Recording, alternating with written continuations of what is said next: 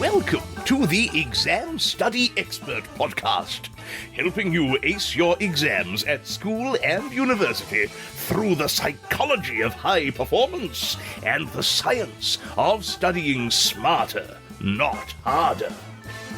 It's my pleasure to introduce your host, the Cambridge-trained memory psychologist and exam success coach, William Wadsworth. Welcome back to the Exam Study Expert Podcast. We talk a lot on the show about what you should do if you want to save time, learn faster, remember more, get productive, stay motivated, and ace your exams and assignments at school and university. All those things you should be doing. But we all know that turning a should into action can be pretty tricky. So this is the second part of a two-part episode that is going to teach you the strategies you need to know if you want to start turning all those things you know you ought to be doing into things that you are doing, not just as a one-off, but consistently. If you missed the first part of this episode, I'd suggest that you head there and have a listen to that one right away, because without it, quite a lot of what I'm going to talk to you about in this episode isn't really going to make a whole lot of sense. That first episode was quite a short one by my standards, sort of only 15 minutes or so. So if you need to go and listen to that, go do it now. As I say, shouldn't take you more than 15 minutes or so, and I'll see you back here in this episode in quarter of an hour. For everyone else, let me give you a lightning recap of what you have hopefully just heard in part one, and then we'll dive right into part two. As you'll hopefully remember, back in that first part, I explained that there were three big drivers that explain pretty well all the actions you take each and every day. Those three factors were your habits and routines, your motivations, or what you consciously decide you want to do, and then what I call your inner caveman, which is a sort of collective term for a little set of instincts that in many cases can be traced right back to your evolutionary ancestors. These instincts were really designed, really evolved to help keep you safe, but in a very different world to the world we face today. So that means they're not all fantastically helpful in the modern world, as we discussed last time. In particular, we said that your inner caveman is lazy. We said that it hates taking risks, and we said that it loves taking quick thrills. And as such, it's often in conflict with your conscious motivations, those things that you have decided you want to do, and therefore it can stop you taking actions on the things you think you really ought to be doing. So, here in part two, I'm going to walk you through a set of 10 strategies that are designed to help you become a master of your inner caveman, recruiting him or her as your ally rather than fighting against them all the time. I've grouped these 10 strategies into categories, depending on which of those caveman instincts we're trying to combat: the laziness, the risk-taking, or the love of a quick thrill. And as I hope you'll discover throughout the course of this episode, many of these strategies aren't just individual quick tips. They can actually be put together to work beautifully as a complete system that really helps you bring about the changes in your behaviours that you're aiming for in the most effective and long-lasting way. Ready? Let's do this. I'm going to start with 3 strategies that are designed to counteract your inner caveman's laziness. Strategy number 1 is being clear on exactly what you're planning to do. Now, one thing to understand about your inner caveman is that they are looking for any excuse for an easy life. So if there's any change you've decided to make in your life, don't give your inner caveman any reasons not to get on board with the new program. And that starts with being absolutely clear on what that new program is. And I mean, be really, really specific about this. Really specific about the actions you're going to take and exactly how you're going to go about taking them. Go beyond the obvious here. So let's take an example. Let's say your new habit is to go running every morning.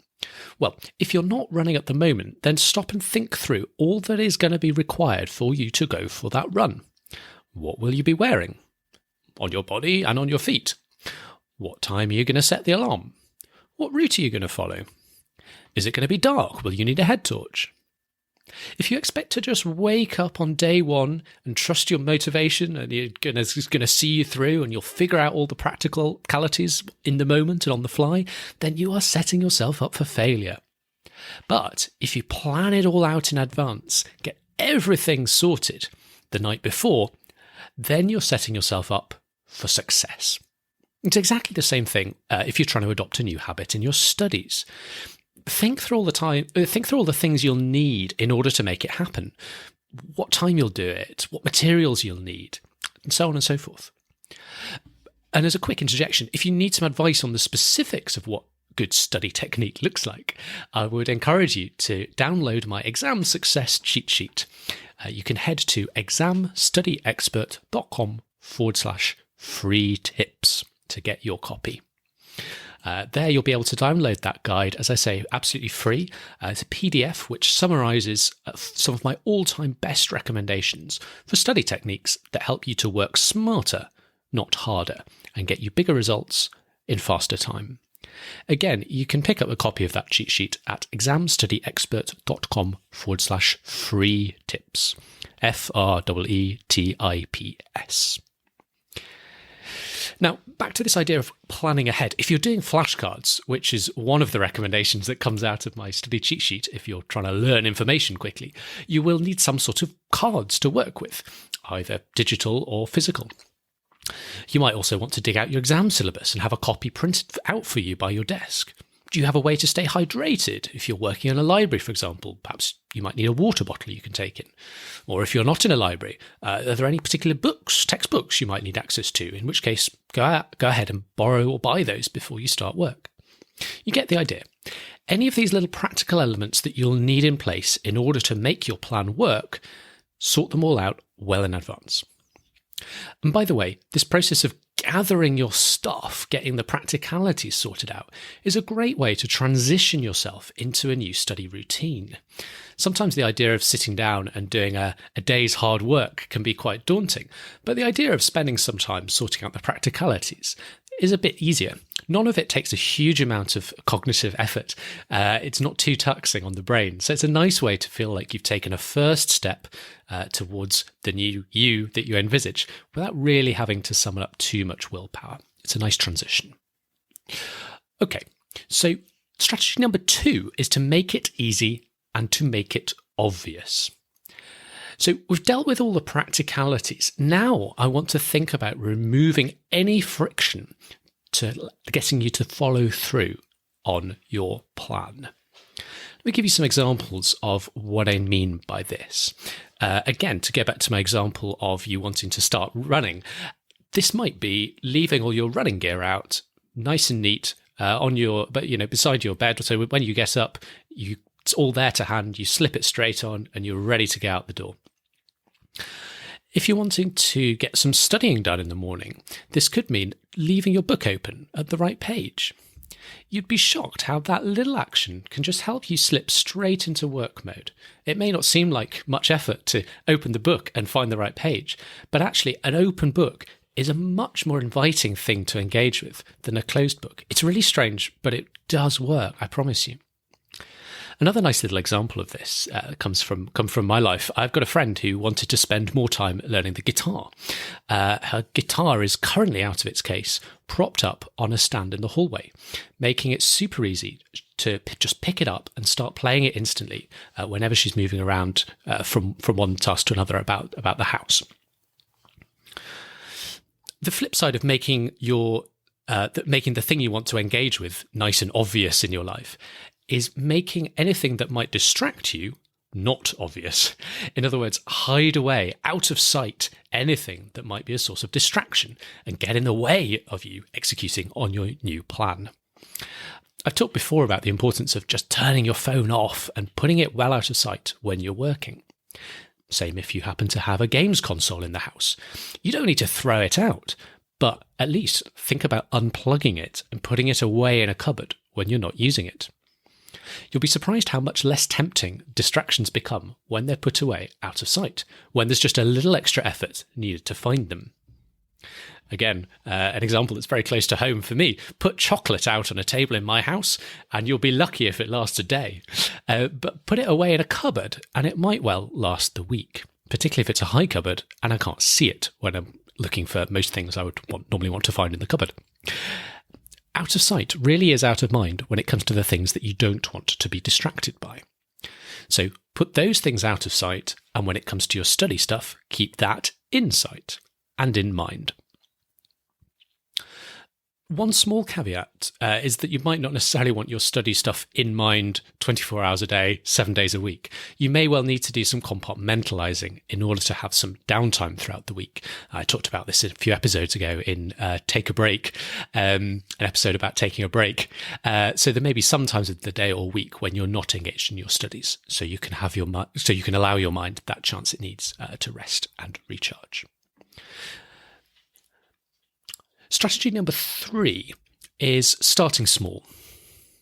So we've so far talked about the importance of getting the practicalities sorted out. We've talked about the importance of making the new habit physically obvious in your life, in sight and in mind.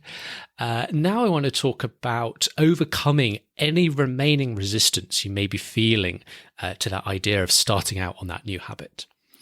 If you're thinking about what you're planning for the next day, and you're feeling some resistance towards it, it's feeling daunting or overwhelming, my advice would be to try starting small. For example, if it's time to start studying or revising for a major set of exams, but you can't just summon up the willpower just yet to work for the hours on end you think you'll need to each day, then try starting small. Now, there's 2 little variants on starting small, and I'm going to talk to you about both. They are the just 5 minutes trick and the Virginia Valiant approach. The just 5 minutes trick is really handy when you're, as I say, just feeling a little bit of resistance to starting to work, perhaps on the day itself, and you feel like there's no real good reason you shouldn't be just getting on and getting into some work. You're just being a little bit lazy about it. You know the feeling. So the just 5 minutes trick works by you setting a timer for 5 minutes of work, after which you really are allowed to stop. It's just 5 minutes. That's all we're asking. Now, the chances are that it's the idea of doing, say, an hour's work that's far worse than the reality. And once you've got your books out and you've done 5 minutes of it already, it's going to feel much easier to carry on for another 55 minutes. And you might get a whole hour's worth of study session in after all. As I say, it's often the idea of starting that hour that's far more off-putting to your lazy inner caveman than the reality of doing that hour once you get started with it. So try just getting started. Try just getting into that first 5 minutes and then watch as the resistance to carrying on melts away. Now, you might be thinking, well, that sounds all very well, but I'm facing a much more deep-seated aversion to working. The idea of doing a whole hour just seems the most awful thing in the world, and I don't see how, even with the 5 minutes trick, I could ever cope and manage that. If that's sort of sounding familiar for you, then you may need something a little bit more drastic. That's the Virginia Valiant approach, which I've named after the famous academic who wrote about her, as she called it, work problem, and inspired this approach that I'm going to talk to you about now. So Virginia was a very high ability student, went on to be a very respected academic, but she had, to use her words, a pretty serious work problem. In other words, she'd got literally no work done for weeks, maybe months on end, and the thought of starting to get into her studies again was filling her with horror. She knew she needed to start making progress, but she absolutely could not face it. The way she resolved this problem was by asking herself, what daily target would I be comfortable about setting? For her, even just a couple of hours a day seemed completely daunting and off-putting. No way. So let's make the daily target smaller. What about half an hour? Okay, that's better, but she was still feeling a lot of resistance to that idea. All right, well, what about just 15 minutes? 15 minutes a day? To her, that felt okay. Let's try it. And she did. So, for weeks on end, just 15 minutes per day was her target. And she stuck to it. It may not sound like much, but it's amazing what you can accomplish with a quality 15-minute session day after day. And you know what? It's far better to do that for 3 weeks than to do nothing for 3 weeks. Eventually, she felt her stamina and her resilience improving, and she was able to stretch that 15 minutes to 20, to half an hour, and eventually just several hours, back up to something that might resemble more like a full working day in academia. So if you're stuck in a complete rut with your work, or your exercise routine, or whatever domain of your life, or you're feeling massive resistance to improvement or change, try start by asking yourself the question, like Virginia Valian did: what small amount of action every day could I set myself that feels completely comfortable and safe and doable? Decide what that is for you, start there, and build up. So, with the help of these first 3 strategies, you should already be starting to overcome the laziness of your inner caveman. The next set of strategies I've got for you will help you get around your inner caveman's preference for avoiding risks. And that includes the very painful idea of risking social embarrassment and therefore being cast out and thrown out of your tribe, as we talked about last time. So, strategy number 4 is to set process goals and focus your energy on these. Your inner caveman hates the idea of setting yourself up for a goal that feels unattainable. No one likes to feel a failure, even if the only person that knows about that failure is you. So, I absolutely do recommend sort of having an overall goal in mind for the outcome of your studies, the kind of high-level outcome you want from your course, whatever the grades are at the end, or the degree class, or whatever. Having that as a kind of North Star to make sure you're always steering in the right direction. But day in, day out, I don't really recommend spending too much time dwelling constantly on this high-level goal. There's no need to be constantly staring at that star and worrying if you're making progress towards it fast enough. Instead, what I'd recommend is setting a very clear process goal each and every day. And that's a target for what actions you're going to be taking on a regular basis. Virginia Valian's 15 minutes a day was a very clear process goal. Just to explain what I mean by a process goal and to talk to how that's different to an outcome goal, a process goal would be to work for 2 hours or to run for 30 minutes. An outcome goal, on the other hand, would be based on the outcome of the task, so the results you get at the end, perhaps finishing reading chapter 2, or completing writing 5,000 words, or running a personal best on the racetrack. In other words, the difference is down to the process goal being about the journey, the process by which you get there. The outcome goal is all about the destination you reach. And the nice thing about a process goal, and the reason I recommend pouring your daily energies and focus into achieving a process goal, is that they are completely predictable and completely within your control. That means that day after day, you can succeed in hitting your goals and over time start to feel better and better about yourself and your abilities to execute on your goals. You do need to choose a target that's realistic given your situation, though. So I recommend being quite conservative in what you think you'll be able to achieve at first. Don't say you're going to study for 10 hours a day and then in reality only be able to do 5 or 6. Start conservative and then scale up over time as you're able to. And again, it doesn't get much more conservative than the Virginia Valian approach. So really don't be afraid to set very modest goals to start with. I'd far rather you set a really modest goal and achieved it consistently than try to stretch yourself too far, end up failing, feeling demoralized and demotivated, and getting off track. Start small and build up. Be realistic in your target setting and then put all your energies into focusing on the things you can control, trusting that process, achieving that process goal every day, and then trusting that the outcomes you want will follow from that. Strategy number 5 is about fitting in. Now, as I said last time, your inner caveman is a deeply social creature.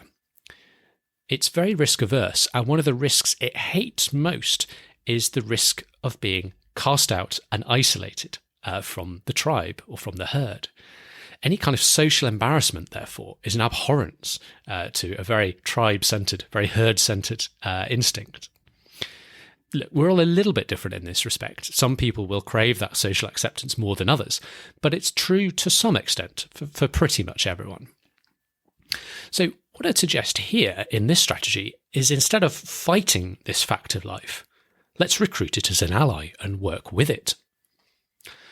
So the idea here is to find yourself a herd that is doing the thing that you want to do. In other words, find an environment where the idea of fitting in means you have to get on and accomplish the goals you're setting. So, for example, if your goal is about getting more studying done, find an environment where everybody else is studying, and therefore fitting in means getting your head down and getting on with your studies. Where might you find such a herd? Well, one idea is at a library, or perhaps a silent study room if your school or college has one. You're basically looking for a room that's got other people working studiously in it. You don't even need to know the other people for your herd instincts to start to kick in and for you to feel that kind of social pressure to look as if you're working. Once you feel that, you know you've found the right place. You can even head onto YouTube and find Study With Me videos, which are just videos of people doing some studying. Some people find those very helpful to put on in the background while they're studying, because it gives them that kind of shared feeling that they're studying together, creates that environment where fitting in means getting on with your studies.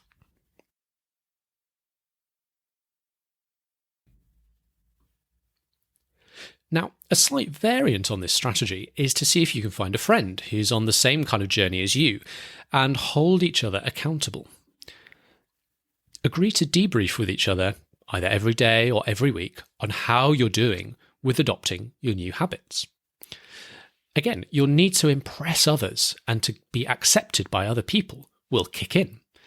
You're going to want to have positive news to report to your accountability friend, and you'll want to avoid embarrassment by admitting to your friend that you failed in whatever goals you set for yourself.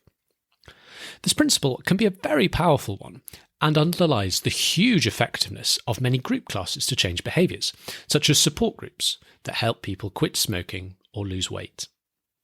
So, to sum up, find ways to make studying a part of fitting in, and your caveman will become a powerful ally in helping you achieve your work goals. The strategy number 6 is look out for limiting beliefs. So in my work one-on-one with students as an exam success coach, I've come across many people's inner cavemen. And one of the peskiest things we come up against is that these inner cavemen are often great storytellers, but quite often their stories are neither accurate nor helpful. So as modern humans, we're subjected to a constant babble from our inner cavemen, telling us stories about, for example, what we can and can't do, what we are and are not capable of. This is problematic because to achieve success, we need to get past these limiting beliefs. Let's take one of the most common limiting beliefs, the idea that we're not good enough. The idea that we're not good enough to achieve something, or that our level of talent in a given area is fixed and there's nothing we can do to improve it. I'm not good at maths. I'm not good enough to be on this course. I don't have a good memory. I'm not smart enough to get good grades. There's good evidence that if we simply accept these kind of limiting beliefs, then we're not going to be able to achieve our potential in life. The good news is, these beliefs are provably wrong. Your levels of ability in a given field are not fixed forever. You can improve. The science on this is fascinating. There's a growing body of evidence that your brain can literally grow and change at the very level of your neurological wiring. In other words, the neurons in your brain will literally wire up differently as your brain levels up while you practice and gain skill in a particular area. A couple of examples of this: when squirrels hide nuts, literally hundreds of them, all over the forest to store food for the long winter, then the memory bits of their brain literally grow. The same thing happens when wannabe taxi drivers in London City swat up for this fiendish exam they must sit in order to get their taxi licence, which tests their knowledge of London's extensive, rambling and crazy road network. Scientists scanned drivers' brains before and after they studied for this geography exam, and found, fascinatingly, that the little bit of the brain that deals with map knowledge and navigation had literally grown a little bit bigger as a result of the studying. How cool is that?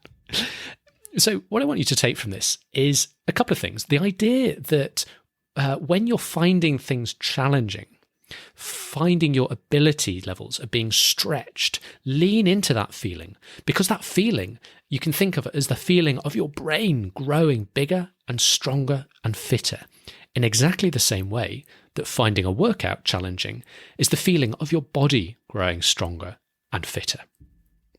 As I tell my students, feel the burn when you learn. Over time, you'll be able to grow your skill level in whatever area you're working on. And the other thing is that if you do find yourself thinking any of those limiting beliefs I quoted earlier, for example, I'm not good at maths, try and correct yourself. Instead of I'm not good at maths, add the word yet. So I'm not good at math or maths, depending on whether you're in America or the UK. I'm not good at maths yet. And that word yet is a constant reminder that while the current reality isn't quite as good as you'd like it to be, by working on it in the right way, you'll be able to change that. It's an idea called growth mindset, and it's very powerful stuff. Strategy number 7 is to build on the bright spots. So sticking with this idea of the sort of stories we tell ourselves, I want to tell you about the work of a chap called Dr. Timothy Wilson. He's one of the world's leading authorities on changing behaviour. And his book, Redirect, is one of my all-time top recommendations of books for students or educators. Because in it, he talks all about the stories you tell yourself and how they can have such a powerful impact on your behaviour.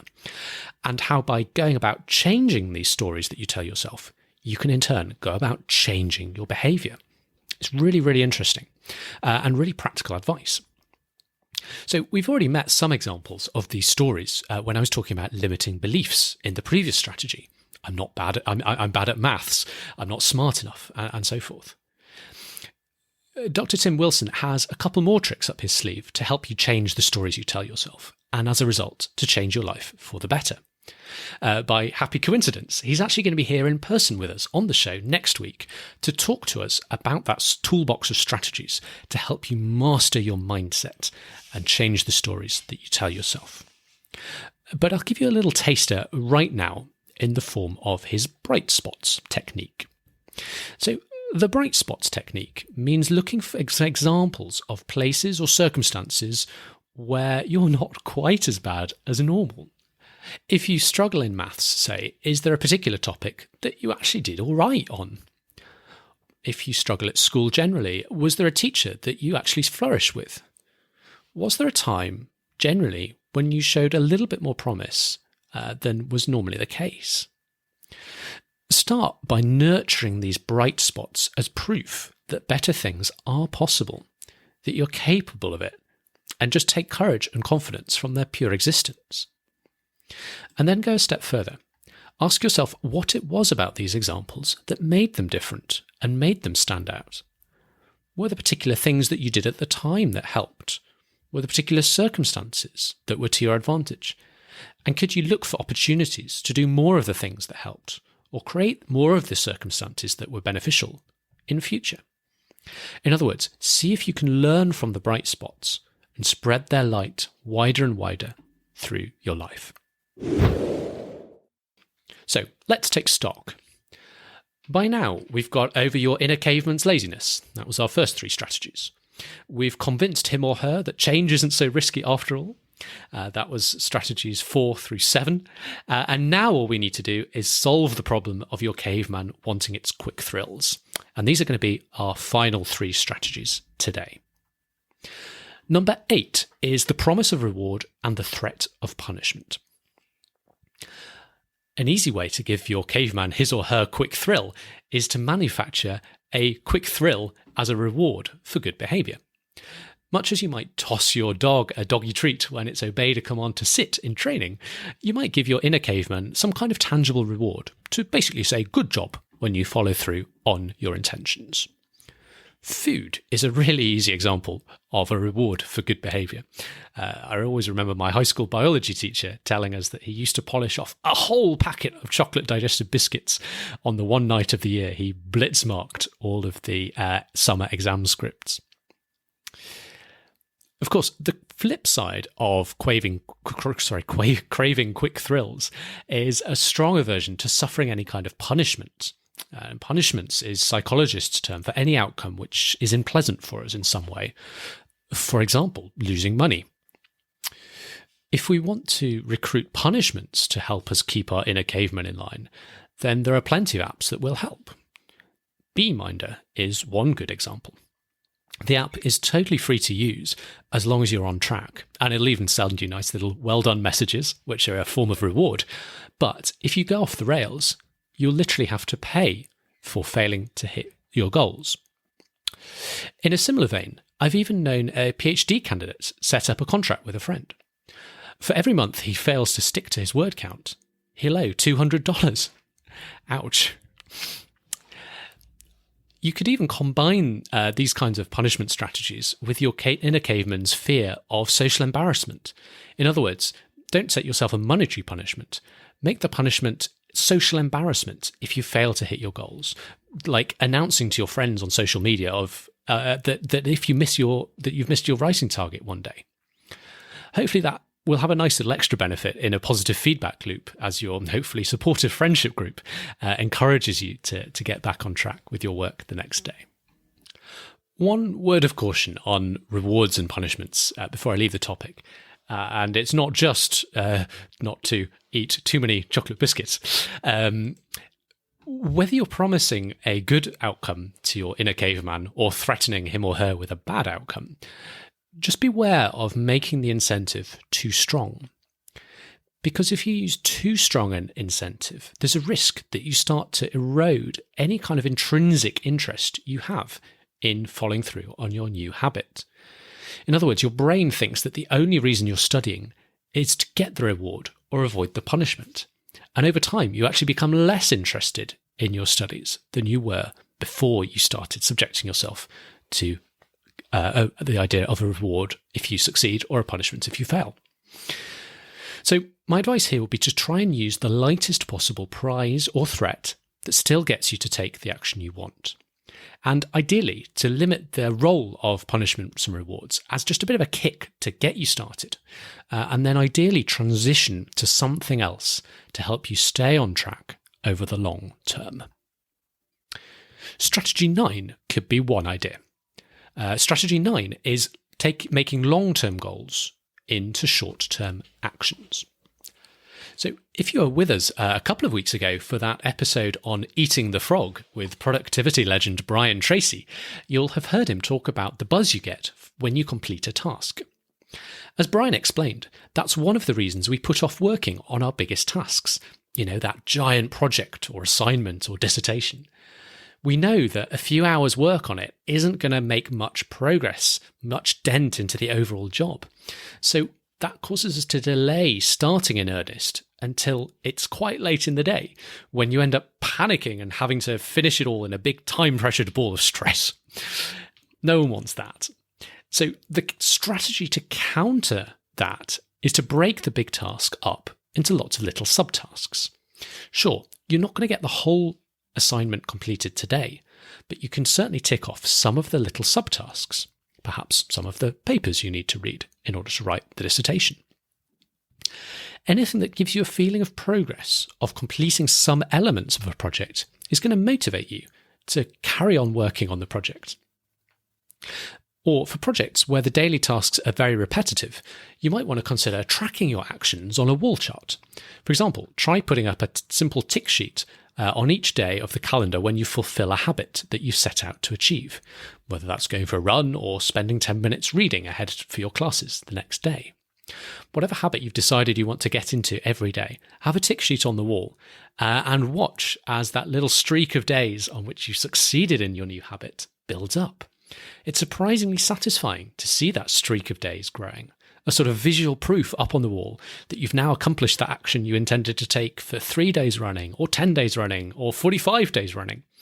And you better do it again tomorrow because you don't want to break that streak.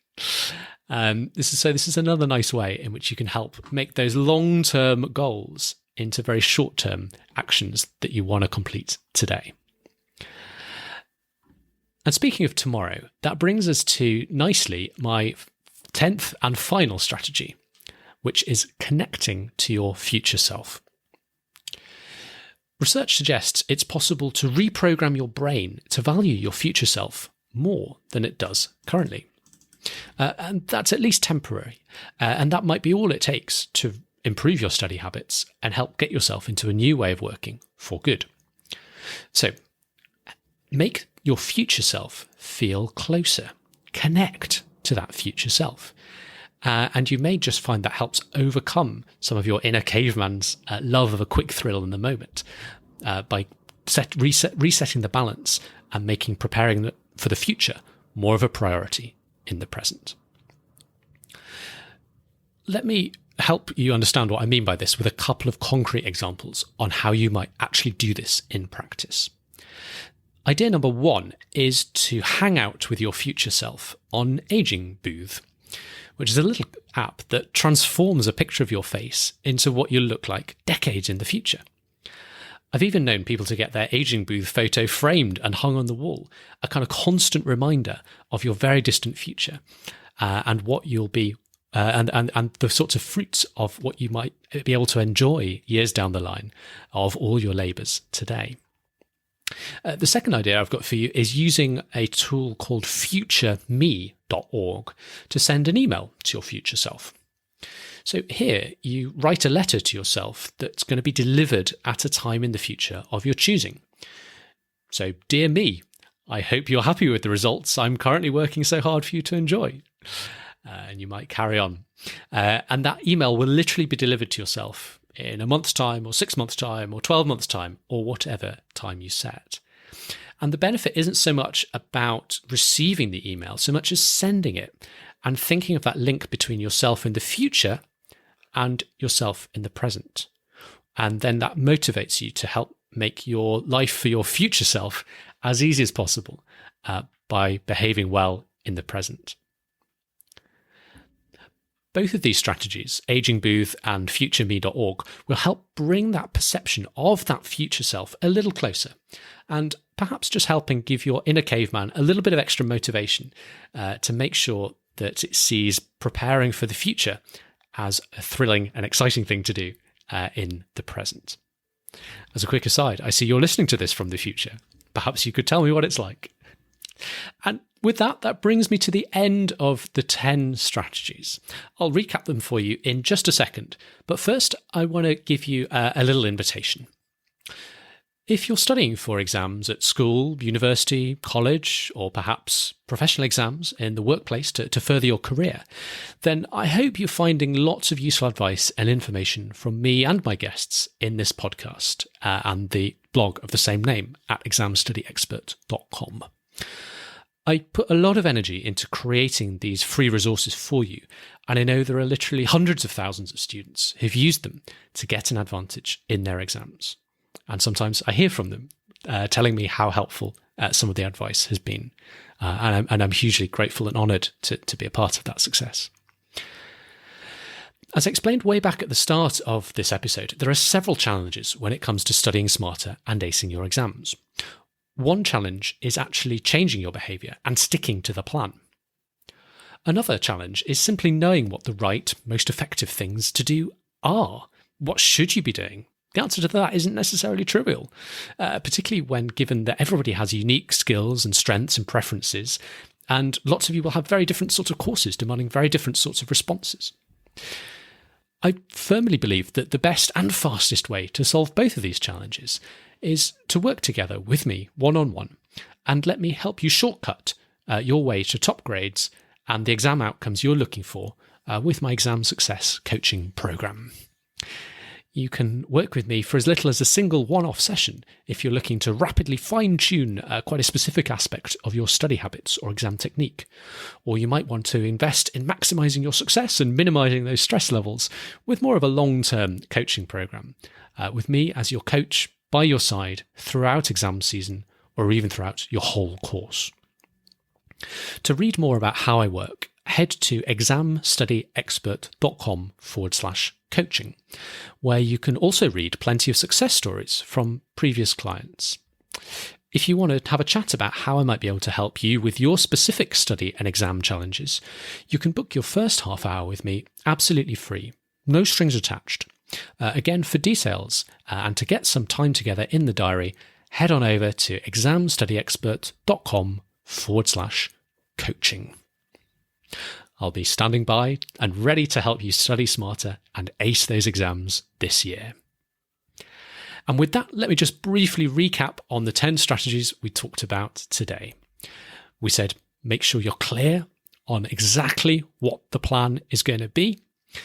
Make sure it's easy and obvious to take action on it. Perhaps start small, either through the just 5 minutes trick or through the Virginia Valiant approach. Consider setting process goals rather than outcome goals. Work on fitting in, for example, working in a library. Look for limiting beliefs and use the strategies we talked about to move past them. Identify any bright spots, as Dr. Tim Wilson says, and look for ways to build on them and learn from them. Use the promise of reward or the threat of punishment, but with caution.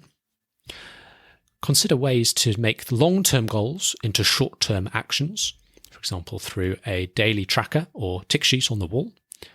And finally, perhaps even think about some innovative ways to try and feel closer to your future self. It's been such a pleasure, as always, to have your company on the podcast here today, and I look forward to seeing you next time for that very special conversation with the incredible Dr. Timothy Wilson. I'm super excited to share that with you. For now, good luck making the changes you want to make in your life this year, no matter what adversities the world throws at us. And remember, it's examstudyexpert.com/coaching if you'd like to invest in some one-on-one help to help you go further and faster. For now, study smart, stay safe, and thanks for listening today. Wasn't that wonderful? If you're feeling inspired, why not leave us a rating and a review in your podcast app? It would make our day. Thanks again for listening, and see you soon.